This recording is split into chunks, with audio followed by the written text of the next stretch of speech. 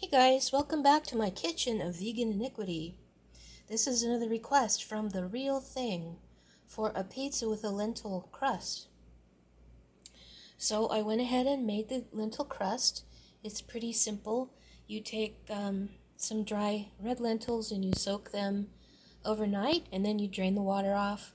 You stick them in the blender with some brine from a can of any bean you like. I wouldn't use black beans because that's going to make a very weird colored crust, but garbanzo beans, white beans, even pinto beans you could use. Half a cup of that, some baking powder, some salt, and a little bit of garlic. And the only thing that I find to be like an extra step with these alternative pizza crusts is that you have to bake them separately. So basically what you do, it comes out like a giant pancake. You heat your pan in the stove and you pour the batter in. It's cooked at 400 degrees Fahrenheit. You pour the batter in once the pan has been preheated along with the oven, and you bake it for half an hour, and then you take it out. I took it out of the pan. You can leave it in the pan. I took it out of the pan and put it on a pizza pan with some parchment paper underneath, just to be sure that it wasn't sticking, because I actually used my non-stick pan. It's oven safe, and it still stunk a little bit even though I sprayed oil. So you'll definitely want to get the crust out of the pan before you load it up with toppings, because you don't want to wreck it once it's all baked up.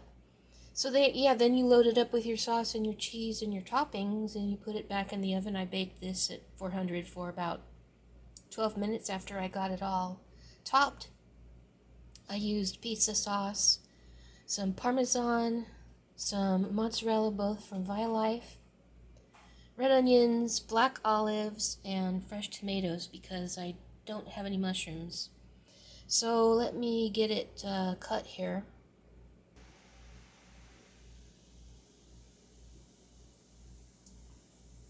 I cut it with scissors. That's just the easiest way. Also because I put it on a plate and I don't want to wreck the plate with a pizza cutter.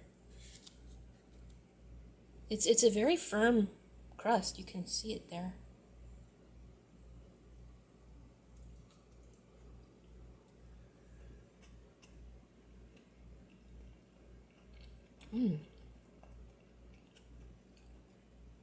It's very surprising.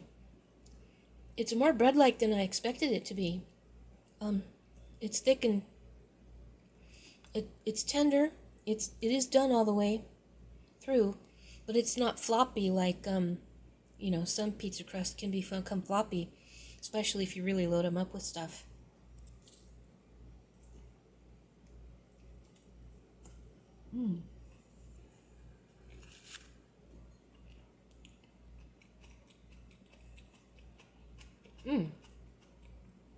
I like it. A little bit easier than the cauliflower crust, less stuff to do to the lentils. And it stands up really well. I would do this again, if I didn't want to use flour. I love using flour. I've gotten really good especially at making the Neapolitans, but this is delicious, especially with a little bit of garlic in the crust. The recipe will be on my blog, and I will link it in the description. I will also link to the previous video. Thank you, as always, for watching, liking, commenting, subscribing, and sharing. Thanks for visiting my community tab. I've had some of the local fire updates on there recently. Thanks for looking at those and commenting and liking the posts. And regular uploads, Sunday, Tuesday, Thursday. I will be back to my regular schedule after this. Well, this one will go up on Thursday, so it's actually Tuesday right now, but it'll go up on Thursday. Regular uploads Sunday, Tuesday, Thursday. Regular community posts Monday and Friday. Occasional cat videos on Catterday. I may still do shorts on Wednesday, I don't know. I'm not as fond of shorts as I used to be, but every once in a while you can find a subject that doesn't need much more treatment. So thank you, everybody. Thank you for the request, The Real Thing. And I'll see everybody later.